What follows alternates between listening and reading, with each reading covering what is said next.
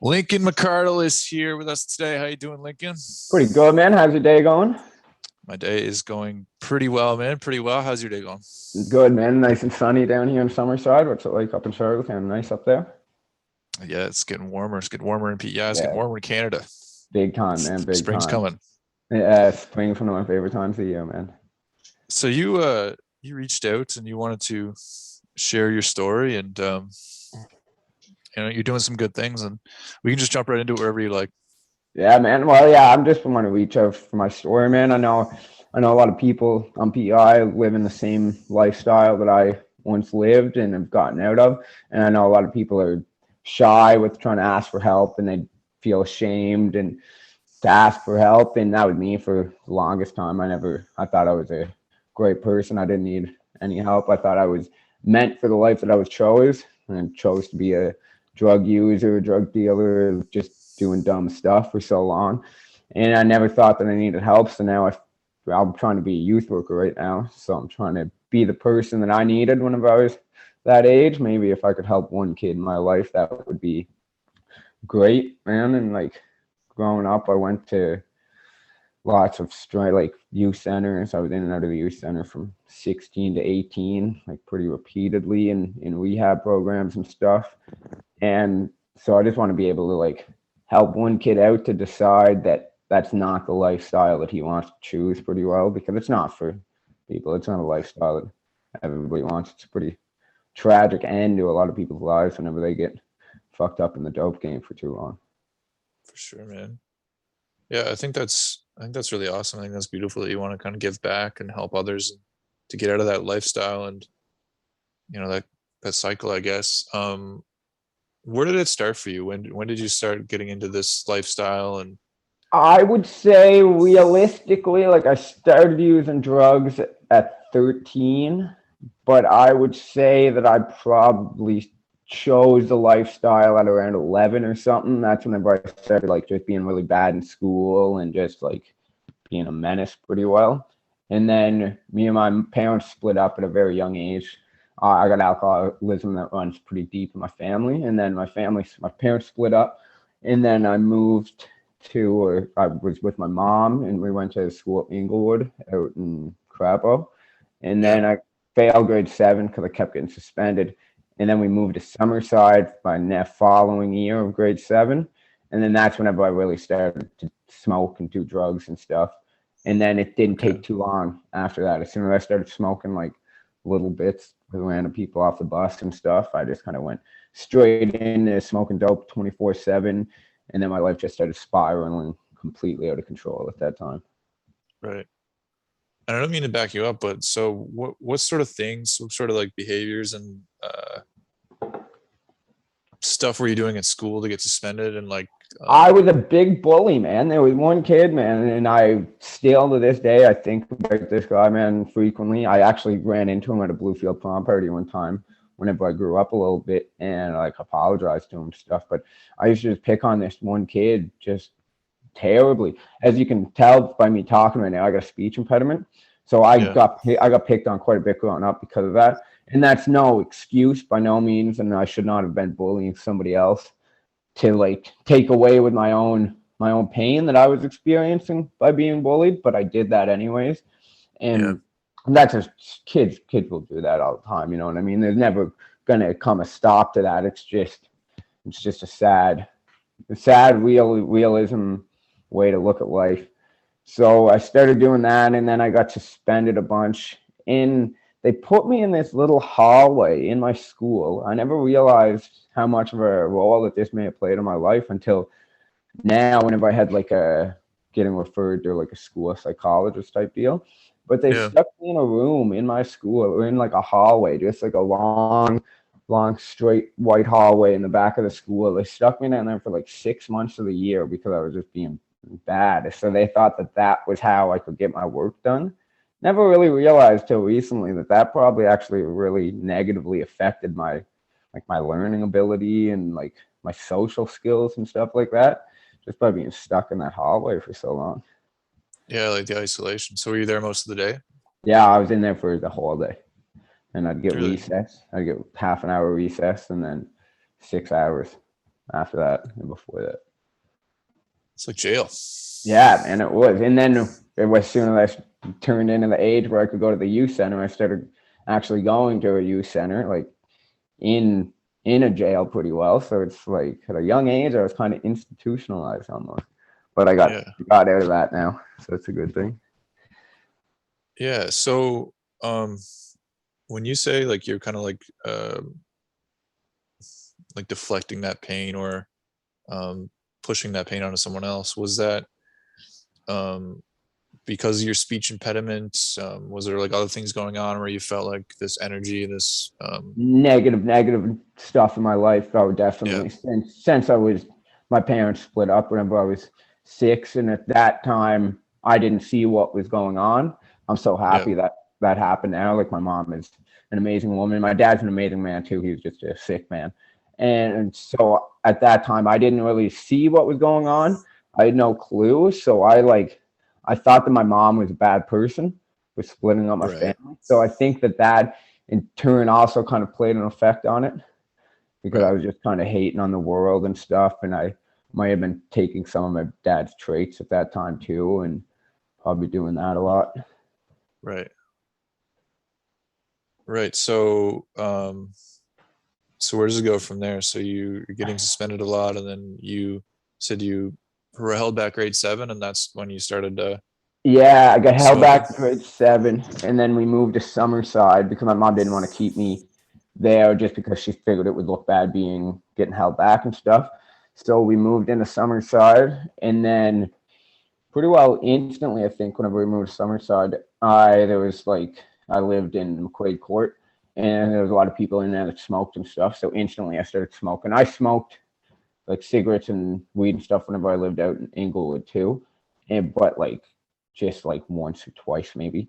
And then whenever I moved to Summerside, it kind of all started taking shape. And then instantly, whenever I started doing that, I started fighting with my mom all the time. And then she was so a lot of people, I know a lot of people in my age group and have like my friend groups that were in just as much trouble as me growing up, but they never went into the youth centers and stuff simply because their parents didn't go out of the way to try to like. My mom was always honest with my youth workers and like my probation officer and stuff. And if I was staying out for multiple nights in a row, smoking dope or drinking or whatever, she would tell my youth worker, like my probation officer, and then that one in turn would breach me and get me put in the youth center. And Right, for a while, I hated my mom for that. I thought she was the worst mom in the world. But then now that I can look back on that, she really changed my life by doing that. Because if I right. never went into those youth centers whenever I was 16, who knows where I would have been now? I don't think I would be. I definitely wouldn't be the man I am today, and I wouldn't change that guy for pretty well anything. Yeah. Yeah, I mean you never know what could happen, right? I mean, like get in a car and drive drunk or something, like it's crazy. Yeah, Just one thing could happen one night, right? And yeah, change your whole life, man, yeah. completely. So you end up in the youth centers. So you started going there at 16. So like from 13 to 16, you were arguing with your mom a lot and kind of Arguing with my mom. I wanted to be a dope dealer for really bad at a really young age. So when I was 14, I started just like running away, just staying out, staying in like trap houses filled with like 18, 19-year olds. From the time I was 14, I would just stay multiple nights there. And so it would just like, my mom never wanted to push me away, but she knew that that was the only thing she could do. She just pushed me away. So for a while, I lived with my dad. While I was living with my dad, I was just doing straight up whatever I wanted, whenever I wanted. I wouldn't go to school if I didn't see fit. The only time I'd go to school was to make money from the people at school pretty well. And then eventually I just kept getting in trouble and then like just like stupid little like breaching probation and stuff because I got put on probation for kicking in my mom's door one time whenever I was really high on some hard drugs at a really young age, and the door was locked and I wanted to go to bed, so I freaked out, kicked in the door, and then I got charged for that, and then I was on probation. And then whenever I turned 15, I went to Three Oaks my first day and got arrested. I remember my first week I got arrested, and then I got charged again, and then I got sentenced to, I did like 10 days in the, or no, I did like 3 months in the youth center. And then whenever I got out, I kind of decided I wanted to start changing my life a little bit, but I didn't actually do anything with it then. And then I went to the youth center again that following summer. And then as soon as I got out, I decided to go to Portage for it because I'm like, maybe I do actually have an addiction problem. Maybe I do need some real help. And then going in there at that time, really, it didn't change my life because whenever I got out, I still ended up falling back into the same stuff.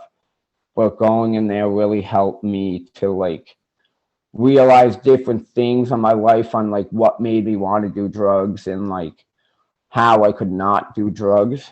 So without Right. going there, I wouldn't be here doing this with you today. You know what I mean? Right.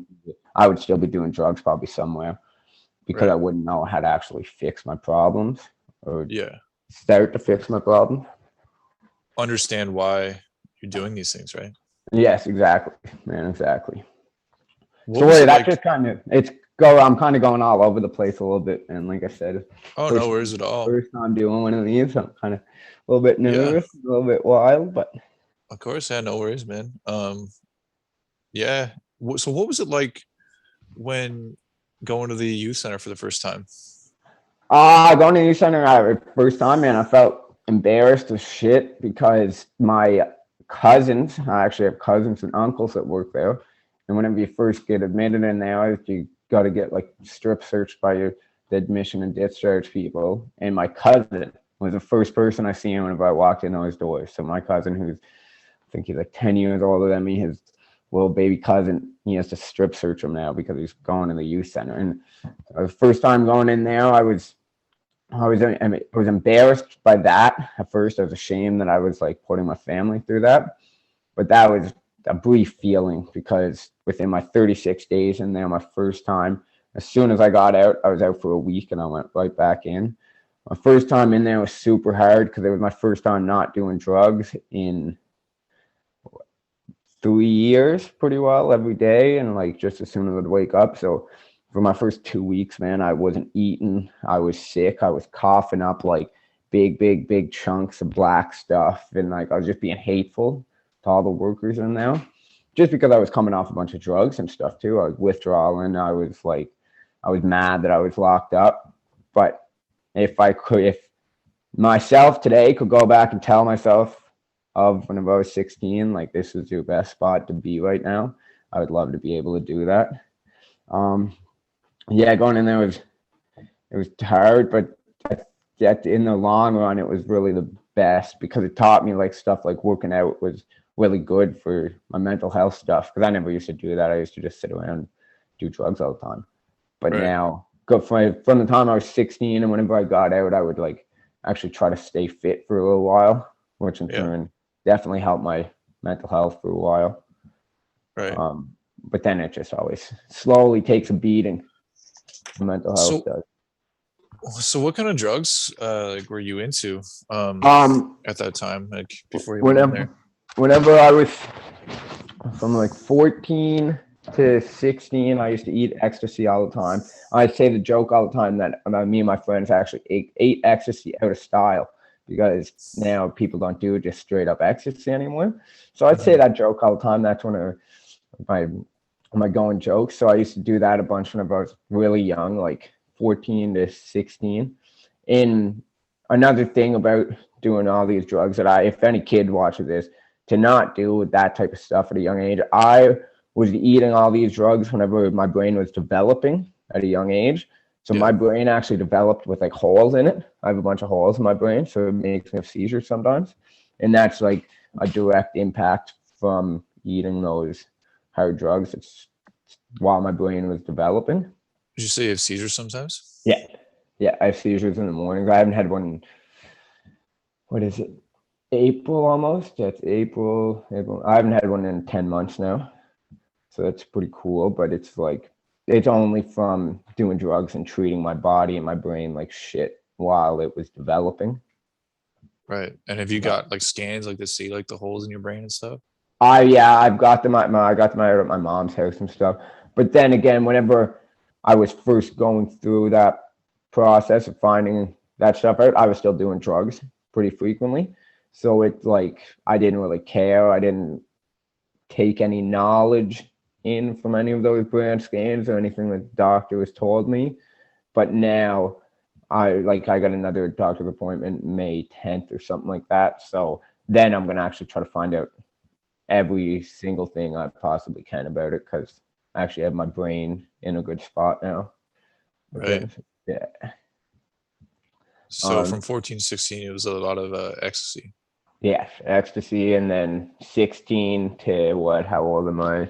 16 to about 24. I was just doing a lot of. Well, it would be like I would do drugs for a bit, and then I'd get a girlfriend, and then I wouldn't do drugs for a bit, and then me and her would break up, and then I'd do drugs for a bit. So you know what I mean? It would be like while I was single, I would do drugs, and then unfortunately, this time 2 years ago, I was doing a lot of drugs, like a lot of coke while I was out west, and I ended up losing somebody who was like extremely close to me, like somebody I thought was going to be in my life forever pretty well because of doing drugs.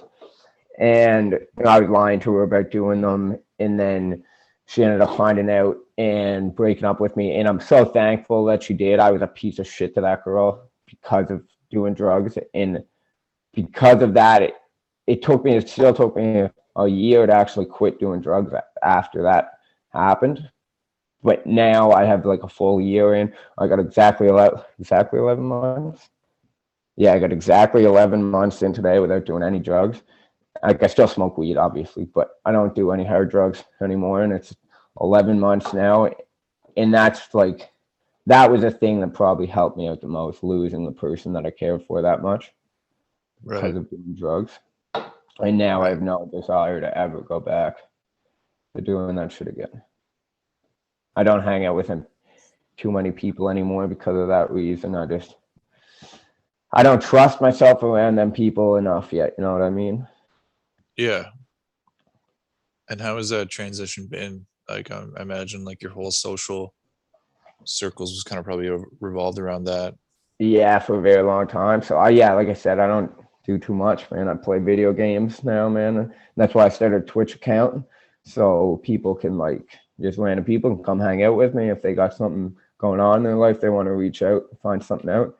They can jump on there with a fake alias or whatever and do it anonymously, and I'll do whatever I can to help them out. And just a yeah, so since I quit doing drugs, man, I lived in BC for a long while, 3 years, and then I just moved home in November. So this is my first year home, not doing drugs since I've been 16. So it was really scary, like extremely scary for me at first whenever I came home. I didn't know where I was going to be come today. Who knew if I was going to be back on drugs or if I was going to have to be back at West because I didn't want to be doing drugs here again. So I've been really alone, man, since I've been here, and it's a weird feeling. A lot of people say that sobriety gets easier, but to me, it seems like it's just getting it's a little bit tougher and tougher each day because it's like more time I'm spending alone. But I know that there's all shit that's just gonna slowly pass with time. Yeah. And did you go through like the addiction center again when you got here, or what was your No, method of? I went tree planting, man. I went out in northern BC last year tree planting. I was supposed to go. I met a guy whenever I first got to Whistler, BC. His name's Eli Peterson. Shout out to him. He's one of the greatest dudes I've ever met in my life. He was my roommate whenever I got there. And me and him, we've stayed very, very close since then. But I went tree planting with him last year up in northern BC, and it was just a way for me to go completely away from everybody and everything. I knew there wasn't going to be anything there for me to put up my nose. So it was like, I couldn't wait to do that. The tree planting aspect of it. Yeah, the tree planting aspect of it was extremely, extremely hard. But like doing that, if I didn't do that, I would never quit doing coke because it was just so easy to get in Whistler. So I went there. I couldn't get it for 3 months. So it was like 3 months of being sick in the woods trying to plant trees. It Yeah. was it was the best way for me to withdraw from it too, because it's like as I was getting sick, I would sweat the stuff out. So it was like I wouldn't get as sick as I should have been, you know what I mean? Yeah, you're moving every day. You're not thinking about it. I Yeah, imagine you're probably doing exactly. long, long hours every day. Yeah, if I was in like if I tried to go to detox or something like that, I would just be sitting in there and I would be like, you know what? I'm gonna get right on one today instead, and I would just leave the detox or something. But Right. with tree planting, I wasn't leaving the middle of the bush anyway. Yeah. Nowhere to go. Yeah. Um, so what has the process been like over the last 11 months for you? Um, Like, in the past 11, like my doing school has been extremely, extremely good for me. I'm upgrading my English right now at college, so it's like doing writing, like writing stuff out for me seems to really do me a lot of good. I never thought that I was much of a writer before. I can write a couple jokes here and there, but I can't like actually write stuff. I never thought. But now I realize with my writing, if I can get emotionally invested in something and actually put everything into it, I can do really good on my yeah, English.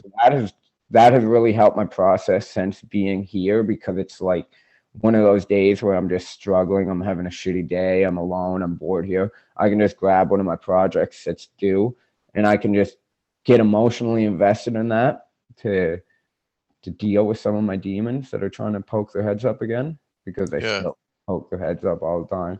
The toughest part though, man, was whenever I came home and did the 2-week quarantine, man. I stuck in a hotel room, like a dirty old little crack shack hotel room that me and my friends used to trap out whenever we were back in the day. Sitting in one of those now for 14 days straight, whenever you can't leave, you can't talk to anybody, trying to stay sober. That's a very dangerous, scary game to play with people, right. man. That was the toughest part. Probably that was the toughest 2 weeks of my life, hands down. And and Yeah. just because I could make it through them, I feel like I can make it through almost anything Anything. without do drugs again. Yeah, that's awesome, man. I think that's an achievement. That'd be tough. I think 14 days isolation is tough for anybody, right? But Oh man, to it's be in that dangerous. situation, Yeah, and especially just getting back to, like, say I was doing it in BC or something, it wouldn't be that hard because I wouldn't know who I could message if I wanted to get high some night.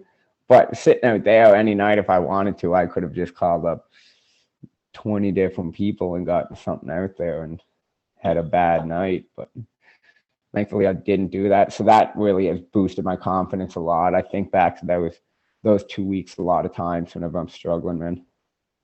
yeah. So when you talk about the schoolwork and stuff and being emotionally invested in it, have you found confidence from that? Just knowing that, because it sounds like your school experience, and this is pretty common, especially for like boys too and stuff and guys, like um, school just sucks. Oh yeah, buddy, big But like time, man. school like is not a good experience when you're younger. But like, has that affected your confidence now, knowing like when you apply yourself and you're emotionally invested, you can actually do good at it? Oh, big time, man. Big time, dude. I've gotten actually a lot of really high grades in my classes, man. And usually I'm used to getting like, whenever I would try in school, I haven't tried in school since I've been probably ever really realistically. I've never really tried like I am now. So Yeah, it's like I've always thought I was pretty dumb. Like not dumb. I'm a very smart guy with life experiences. Whenever it comes to academic shit, I'm a dumbass. I know that. But it turns out I'm really not actually. My writing, my teacher told me that at first she was like, Lincoln, whenever you first sent me your first email, I was so scared for you because she was like, the writing's terrible. She's like, there was no way you were gonna pass a grade 10 general level with my writing. But she's like, then your first project you handed in, she was like, it was just amazing how much different did whenever you actually applied yourself. So yeah, that really boosted me up. My teachers, done wonders for helping my confidence, and like just always being there to give me reference letters or anything like that, and good feedback on my stuff to help my self-confidence up a lot. That's awesome, man. Yeah, like the teachers at Holland College are really great. Yeah, man. Shout out to them, man. But I think that's like, I think that's super common. And like going back to what I said about like young boys, like young boys in general just have a hard time sitting still. And like, Yeah. I think just anybody too, like girls too, like whether you apply yourself or not at school, like you don't really know what the point of applying yourself in school is, or like Yeah. you don't really have, when you're a kid, you're like, I'm not interested in this. I don't want to do it. But then understanding like, when you have a goal or something you want to do and then being emotionally invested in it and like actually wanting to do it. Yes, man. And it's way different. It kind of comes down to, I got a lot of friends from like all over the world from being in Whistler. Whistler, BC, they take in people from Australia, England, Sweden, all over the place. I got a lot of good friends from England who wouldn't have graduated high school in Canada because they were the same people as me, like they lived the same lives as me. But then whenever they turned 16, I think it was, they don't have to go do the regular schooling anymore. They're not going to find out shit about history or writing. If they know that they're going to be a mechanic, they just go and they do like 6 hours of mechanic work a day. And then it gets them ready for the real world, which I think is so much better than what we do here, learning about all this. I don't even know what you learn in high school. I wasn't there long enough, but I just know it's not what you really should learn in life. And that makes more people not want to go, when more people only go there to chase ass or sell dope like I did. So it's like, I feel like the school board should really start trying to figure out how they can actually impact kids' lives in beneficial ways. Like maybe a kid does want to do math, so let him do math. But if he knows he ain't going to use math in his life, then don't make him do math. It's kind of like me in poetry right now. Shakespeare. Every time I do Shakespeare, I just get so pissed off. I'm like, I don't want to do this at all. And my teacher's like, well, unfortunately, you have to do it. I'm like, well, I'm going to take a 20 on this, but I'll get an 80 on my next research paper. I'm like, so that evens it out. I'm like, I'm not fucking focusing on this at all. Because it just makes you discouraged, you know what I mean? You feel stupid whenever it's certain stuff that because you just don't care about it enough to actually put your full brain and heart into it. But if it's something that, like me, I just did a project a couple of days ago that was super, like I've never emotionally invested in something so much in my life. And I did a full project in like just over 6 hours or something that was supposed to take like multiple days. I just wrote it one night sitting in my room crying. It was like really relatable what I was writing about. So I wrote it. My teacher read it the next day and was like, I don't know if you were trying to make me cry by writing that, but you did a damn good job of it. And I got 100% on it too. So I'm like, fucking right, I'll take that all day. That's awesome, man. Yeah, no, I heard that before about in England. I think it's like you go to grade 10 and then you kind of branch off from there. So you can go like right to trade school for 2 years, or you go like right to it's like kind of like pre-university or yes, exactly, man. Yeah. And that's what they should do, man. More people would want to go then, Yeah. I think too, just kind of you hit the nail on the head there with like inspire. I think inspiring interest is really important. Like not just like relaying information in the front of a class. Everyone's trying, like all the kids are supposed to sit still and just listen. There's no kids like are listening after 2 minutes. But like I worked in an after school program for a couple of years, and oh yeah, nice. It was just interesting to see like kids. They all have different interests. If you just leave them alone with things in the room, like you'll just notice that they'll all just gravitate towards things they're interested in. Yeah. There'll be kids like reading dinosaur books and kids like doing things like building shit and like if you just kind of leave them alone with like things they can be interested in, and then that's really like that's when the light bulb turns on, when you're interested in it, like big time, man. Yeah. But you can't let one kid just do one thing for too much, because then he won't experience everything too. You know what I mean? So it's like, I think at that age, like what after school programs did you like really young kids type deal? They were young. I think like, and go ahead, but I think you do need the basics, but it's just interesting to Yeah, be able to like, you know, give them yeah, time to realize what they to want. learn how to think, learn how to like think for Yes, man. themselves. And That's a problem, man. I think on PEI that it's not a, yeah, I think it's not an age group. I think PEI has this problem that everybody needs to follow their neighbor's fucking footsteps, or this guy down the road has a wife and 3 kids, so I gotta have a wife and 3 kids. And like everybody wants to do what nobody thinks for themselves here, you know what I mean? Whenever I went to mm, BC, I really realized that a lot of people have different life aspects that make them happy in life. Here it's all like, and yeah, it's good things. It's like the life or the wife and the family and shit like that. But I don't yeah, want that myself. That's not my lifestyle that I want. But I feel like it's pushed on me so much on PEI because people just don't get to explore real life things enough on the island. And that may just be the people I know. You may know totally different people too. So it could be totally different for you. But I feel like PEI, everybody's just stuck in this mindset here that it's like it's tough. yeah. I think it all comes down to like the people you know and the people like you Hmm. surround yourself with. And I think maybe like you would see people from around the world more in BC, so you would see all kinds of different people doing different things. So you would see it more, right? But Yeah, big time. um, yeah, I think I forget what I was gonna say there. I think it comes down to like your circle, but it also like I think like that's kind of a societal thing too, where you said like the neighbors and the kids and the family and stuff. I don't know if you ever heard the expression "keeping up with the Joneses," Oh yeah, but this basically just your next door neighbor gets a nice car, you think you have to have a nice car, you think you have to have the house. And it's like it's kind of this this box that the society kind of you're pushed into, where you think you need like a house and 2.5 kids and a wife, and that'll make you happy, and a job like a cushy 9 to 5 or whatever. yeah, But that's not what life is. Life is whatever you want it to be, right? However exactly. you want to spend your time, and whatever excites you, whatever you want to do. So I do like what you're saying, because I think that contributes to depression. It contributes to anxiety, Oh, like big time, man. feeling like you're stuck. Because a lot of people get stuck in that. They're stuck in debt because they have all these things to try to fit in. You know, Yeah, all these expensive cars, houses, whatever. yeah.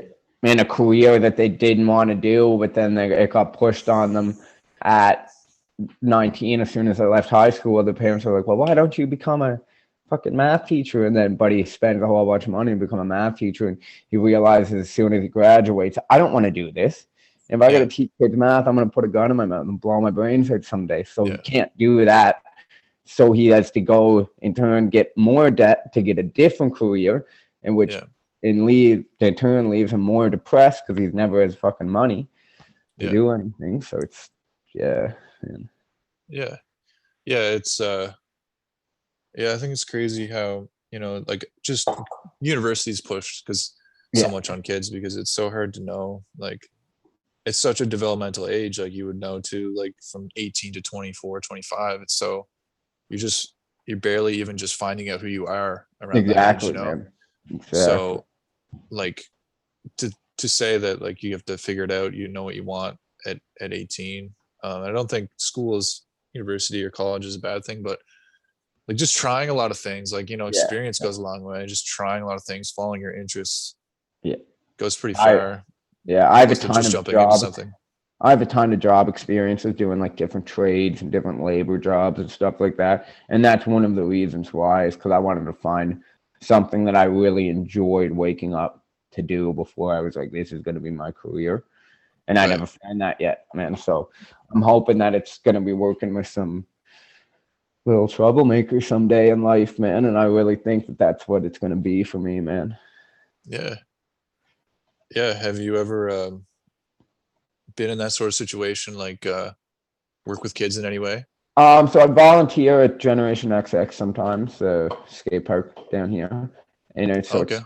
it's a little bit, but it's not like what I want to do. It's just kind of hanging out with these kids. But I would rather like get to know these kids on a serious level and find out what happens at their house and like find out how their home life is and stuff. So I've never got to do the real youth program besides with my nephew. Like I don't treat my nephew like most people treat their nephews. I don't treat him like I treat him like my friend. I talk to him like he's my friend. I like I want my nephew to be as honest with me as he can be. If he got some shit that's on his brain, I want him to reach out to me if he needs to. So that's kind of all I do. And that just puts like a little bit good like benefit on my life, I feel like. So yeah, Yeah, man. I think that's my right career choice. That's awesome, man. Yeah, the gift is to the giver. Yeah, buddy. Yeah.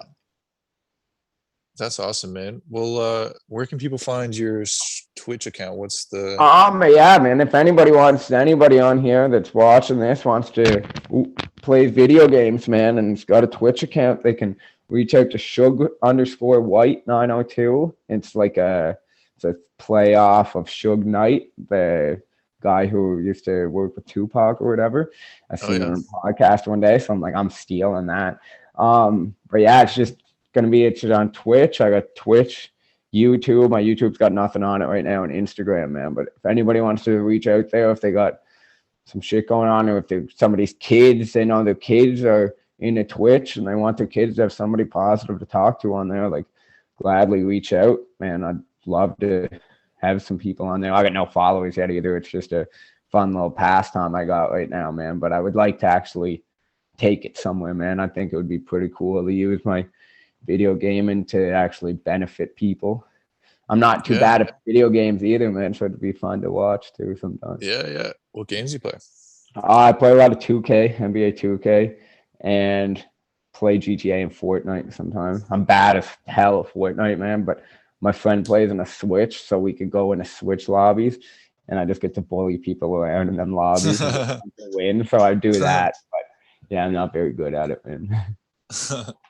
That's awesome, man. Well, I just want to say thanks so much for coming on and sharing. And I think it's really awesome what you're doing. And congratulations on everything you're doing in your sobriety, man. Yeah, man. Thank you, man. Shout out for doing this podcast, man. It's a great thing, man. I think it's going to definitely benefit a lot of people, man. Not my podcast specifically, but just your whole basis of your podcast, man. Yeah, well, thanks so much, man. And I think this will help other people too, because I know,